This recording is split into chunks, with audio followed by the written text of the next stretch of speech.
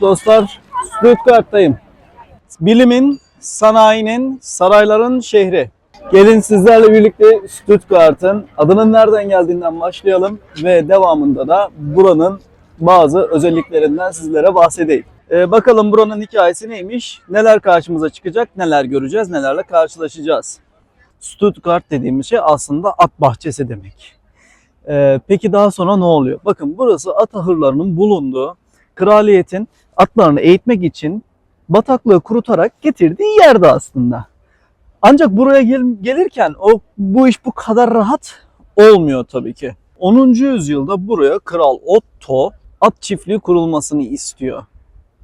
Kurulmasının amacı ise şu: gerek kraliyet ailesinin atlarını yetiştirmek, gerekse savaşlarda güçlü ve savaşa hazır atların yetişmesini istiyor. O yüzden burası eskiden bir bataklık. Bataklık kurutuluyor, temizleniyor ve buraya ahırlar inşa edilmeye başlıyor. Atlar buraya geldiği vakit geceleri büyük bir huzursuzluk başlıyor atlarda. Bazı atların ölü doğumlar yaptığı, bazı atların ise delirdiği yönünde. Sonrasında bunu şuna çeviriyorlar.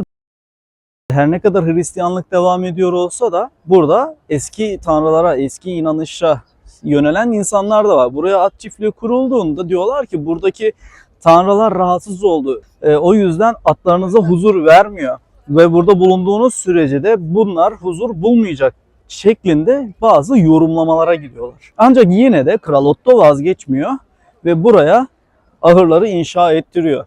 Belli bir süre geçtikten sonra buraya konaklar, evler yapılmaya başlanıyor. Çünkü çok güzel bir yer olduğunu görüyorlar. Tam Neckar Nehri'nin kenarında bir yer burası. Bereketli, ilerleyen süreçte bereketleniyor da burası. Ve Düklerin burayı tercih etmesiyle birlikte artık saray da buraya taşınıyor. Yani at çiftliğinden başkente bir yolculuk bu şekilde başlıyor. Daha sonraki süreçte çünkü kral burada yaşadı. Burası başkentlik yaptı. Ve hemen burada görmüş olduğunuzda sarayda eski saray. Şimdi o saraya giriş yapalım sizlerle. Tavanlar bu şekilde.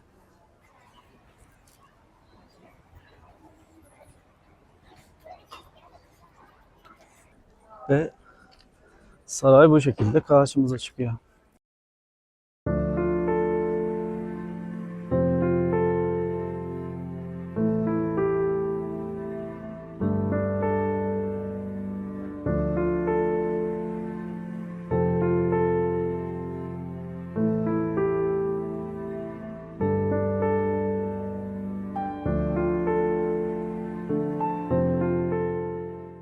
Bu saray zamanının en büyük aşkına da tanıklık etti. Hala günümüzde sırf bu hikaye için buraya gelenler dahi var. Kral 1. Wilhelm Stuttgart'ı modernleştiren ve sosyal alanlarda reform yapan bir kraldı. Siyasi amaçlarla Rusya Çarı'nın 1. Paul'un kızı olan Katarina Pavlovna Romanovna ile evlendi. Ancak bu zaman içerisinde büyük bir aşka dönüştü çünkü kral onu çok sevdi.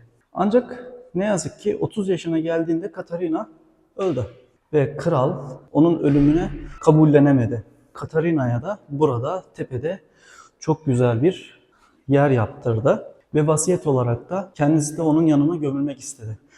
Anlatılan şu ki Katarina'nın mezarına her yıl Katarina'nın ölüm yıl dönümünde bir tane beyaz gül bıraktığı söyleniyor ve vasiyet olarak da onun mezarına sürekli bu güllerin bırakılmasını söylüyor. Merdivenler bu şekilde gördüğünüz gibi sarayın. Gittikçe gidiyoruz. Size şöyle camdan da göstereyim. Pencereden de manzaramız bu şekilde.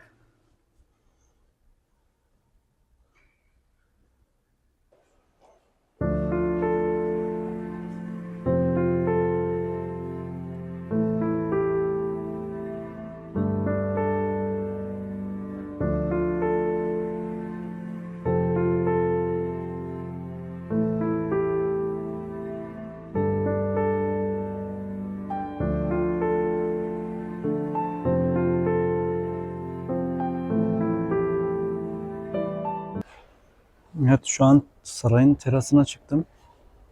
Bir de terastan bakalım. Bu şekilde bir yapı bizi karşılıyor.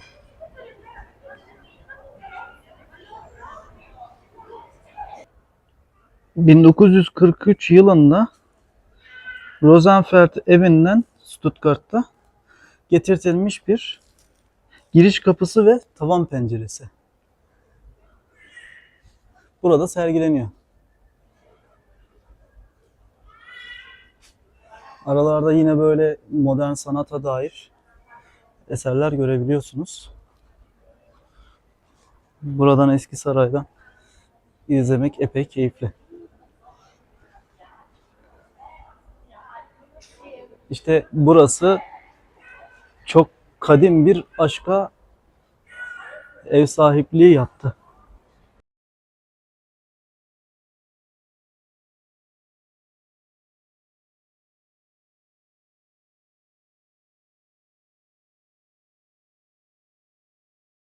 Güzel bir meydandayım. Buranın en büyük kilisesini görebiliyorsunuz.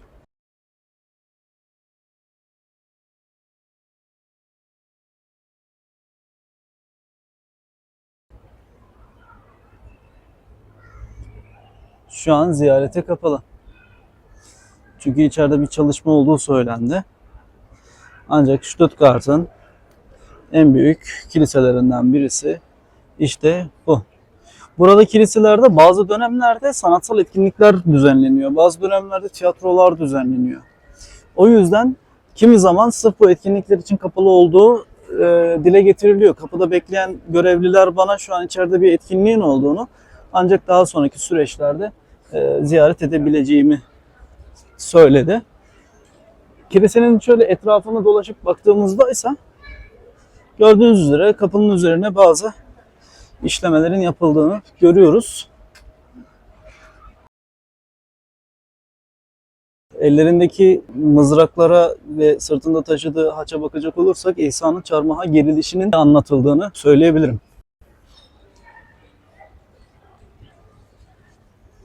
Burada 1534 yılında ilk evanjelik vaazının verildiği ve ondan sonra burada artık yeni reformların başladığını görüyoruz.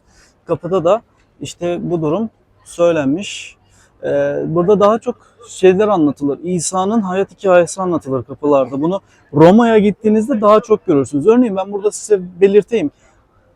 Tam bir okul dersi tarzı bir şey olacak. Hani biz diyoruz ya, bu işte skolastik düşüncede insanlar şu şekildeydi. Kilise onlara böyle eğitimler, vaazlar verirdi ve onlar buna inanırdı. İşte o dediğimiz şey bu aslında. Yani Avrupa'da resim sanatının gelişmesinin en büyük sebebi bu. Çünkü İncil okunmuyor, okutulmuyor. Rahipler size ne derse, papazlar size ne derse bunu bu şekilde kabul ediyorsunuz. Ve size şöyle bir şey söylüyorlar. Diyorlar ki ya senin okumana gerek yok ki. Gel ben sana anlatayım. Bak ne olduğunu söyleyeyim sana. O sen de ona göre hareket et. Bakın mesela burada İsa'nın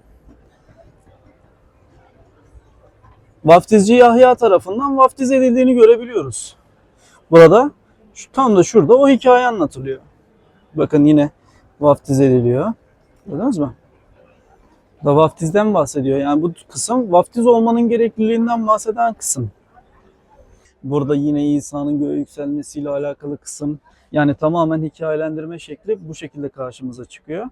Yani insanlara eğitim genellikle orta çağlarda, özellikle skolastik düşünce dediğimiz o düşünce yapısında işte bu şekilde resimlerle anlatarak böyle oldu, şöyle oldu gibi anlatılarak insanlar eğitilmeye ya da kandırılmaya çalışılıyor.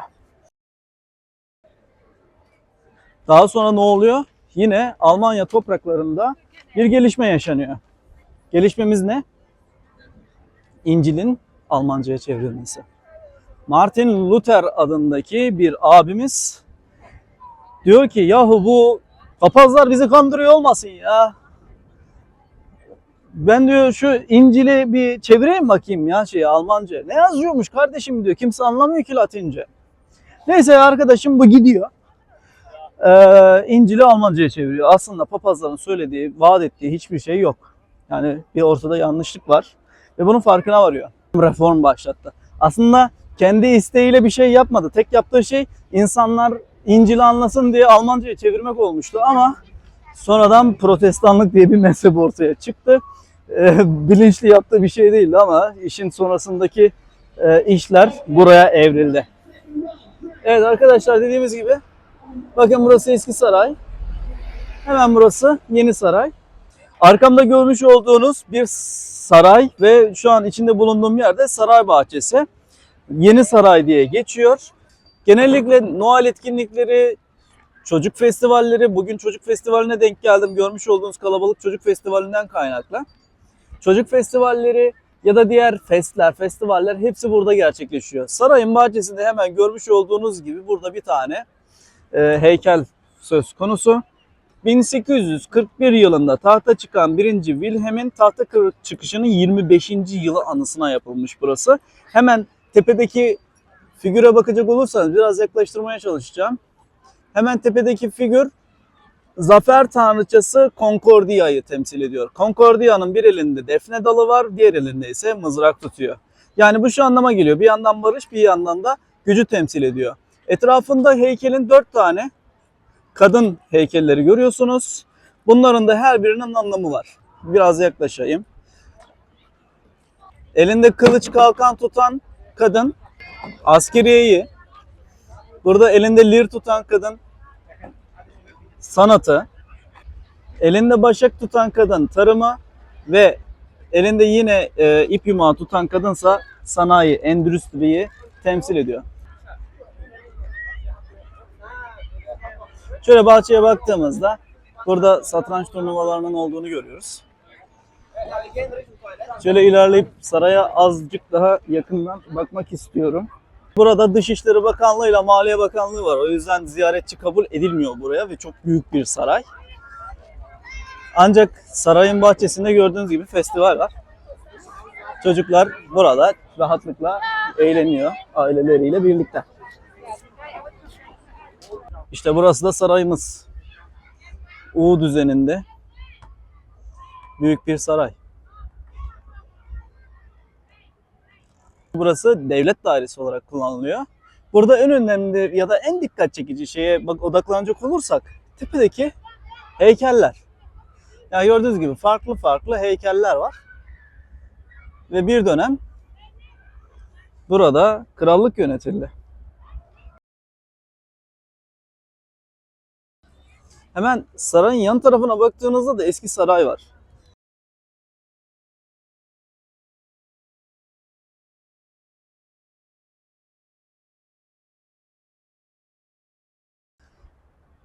Bakın burada çocuk elini boyamış. Birazdan otobüse bastıracak elini. Burada yine yazılar yazanlar. Gördüğünüz gibi otobüs bu halde. Bakın şimdi burası normalde sarayın bahçesi. Yani insanların öyle üzerinde, çimenlerin üzerinde falan takılıp dolaştığına bakmayın. Bir panayır ortam ama burası bir saray. Sarayın bahçesi. Bize garip geliyor. Gerçekten garip geliyor. Yani çünkü bize göre saray nedir? Topkapı Sarayı'nı düşünüyorum mesela. Öyle kolay kolay girebileceğiniz bir yer değil. Baksanıza. Yani insanlar bu şekilde burada duruyorlar. Evet, bu arada geçmeyeyim. Burası Mercedes'in ve aynı zamanda da Porsche'nin de ana vatanı. Çünkü iki araç da burada üretiliyor ve fabrikası burada arkadaşlar. 1933 yılında Adolf Hitler başa geçtikten sonra burada her halkın ulaşabileceği araba hayali kuruyor ve Porsche'yi yanına çağırıyor. Ferdinand Porsche'yi. Ona diyor ki tüm halkımın alabileceği güçlükte bir araç yapmanızı, kolay tamir edilmesini istiyorum ve 100 kilometre hıza kadar çıkabilmesini istiyorum diyor. Ve işte onun tasarımları bu şehirde, Stuttgart'ta yapılıyor. Porsche ona burada tasarımları gösteriyor. Onun fikrini buradan alıyor. Daha sonraki süreçte Volkswagen, yani halk arabası işte burada piyasaya çıkıyor. Volkswagen Beetle ya da bildiğimiz adıyla Vos. Bizim ülkemizdeki adıyla da Tosbağa araba bu şehirde doğuyor arkadaşlar. Bugün çocuk festivali olduğu için burada her yer yoğunlukta. Bakın burada da engelli çocukların da anlaşılabilmesi için bir parkur yapmışlar. Ve burada çocuklar tekerlekli sandalyelerle kendileri için hazırlanan parkuru tamamlamaya çalışıyor. Böylelikle engelli çocukları da anlayabilmeleri bu noktada iyi olacak. Güzel bir uygulama olmuş. Bu uygulamayı çok beğendim.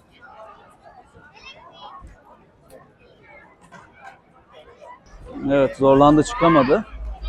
Diğer çocuk da epey zorlandı. Evet, yine çıkamadı. Devam ediyor. Evet. Bir engelli vatandaşın yaşayabileceği her türlü durum simüle edilmiş burada. Şu an görünce ben de açıkçası etkilendim. Evet, yapılara gelecek olursak bu yapılar 2. Dünya Savaşı'nda burası gerçekten çok büyük bir bombardıman altında. Çünkü burası sanayi şehri. Buranın sanayisi ilerleyen süreçte silah sanayisine savaş teknolojilerini döndürülebilir şeklinde bir korku oluyor. Ve bu korkunun ardından Amerika ve İngiltere burayı çok büyük bir bombardımana tutuyor. Burası bildiğimiz darmaduman olmuş. İşte bu yapılar da şu an tekrar inşa ediliyor. Aslına uygun olabilecek şekilde yapılmaya çalışılıyor.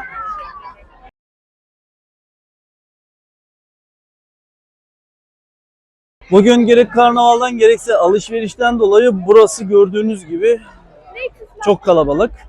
Bulunduğum cadde alışveriş caddesi ve trafiğe kapalı, araç trafiğine kapalı, sadece yaya trafiğini burada görmeniz mümkün. Bu şekilde bir kalabalık bizi karşılıyor arkadaşlar. Geldiğinizde de dikkat etmenizde fayda var. Kalabalığı sevmeyenlere gelmemesi önerilir. Buraya gelmek isteyenlere bir tavsiye verecek olursam gelmeyin derim. Kalabalığı sevmiyorsanız tabii.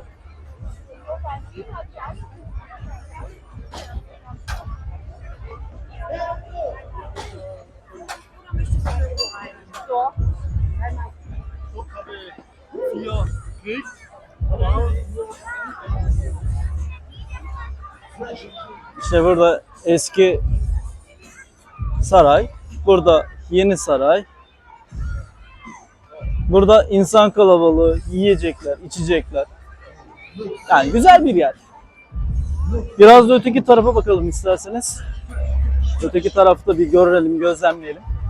Ondan sonra bugünün kısa günün kârı diyerek bugünü de bitirelim arkadaşlar. Bir motorcu bugün Stuttgart'ta. Anlatacağım olaylar bunlar, ancak Stuttgart'la alakalı şöyle gezerken ben size birkaç bilgi daha vereyim. Bunlar da çok garibinize gelebilir. Mesela yumurta vergisi. Burada yapılan bir yemek var ve yumurta kullanılıyor. Bir tür erişte.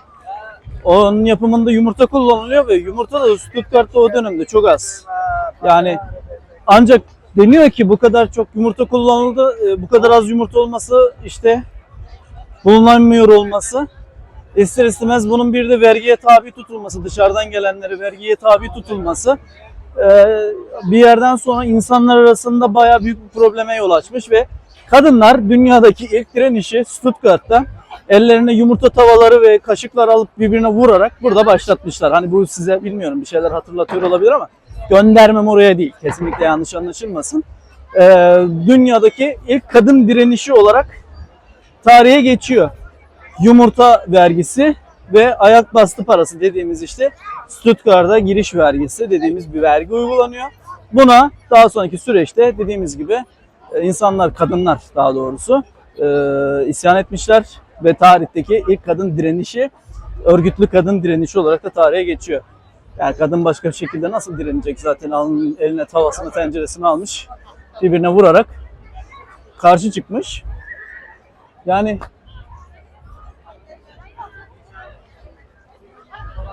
bakın burada da dinliyoruz ama yargılamıyoruz akımı çıkmış.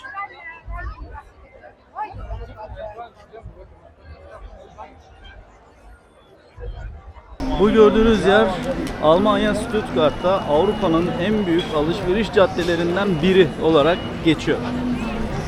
Sağlı sollu aradığınız pek çok marka, pek çok ürün bu caddede mevcut.